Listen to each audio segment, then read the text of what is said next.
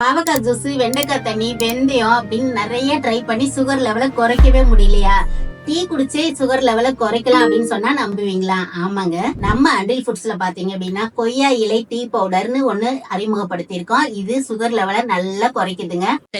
Note பண்ணுங்கப்பா, note பண்ணுங்கப்பா. நம்ம கொய்யா இலை டீ பவுடருக்காக கொய்யா இலை நல்லா கொழுந்தா எடுத்து கழுவி நிழலையே காய வச்சுக்கிறோங்க.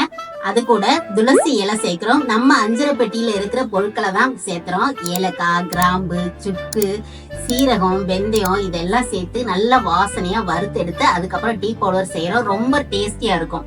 இது கூட லெமன் ஜூஸ் மட்டும் சேர்த்துட்டு நீங்க குடிச்சீங்க அப்படின்னா போதும், ரொம்ப விரும்பி குடிப்பீங்க. அதனால சுகர் லெவல் கண்டிப்பா குறையுங்க. இந்த டீயை நீங்க 2 தடவை 3 தடவை ஒரு நாளைக்கு எடுத்துக்கலாங்க. அப்படி எடுத்துக்கிட்டே வரும்போது சுகர் லெவல் நல்லா கண்ட்ரோல் ஆகுங்க.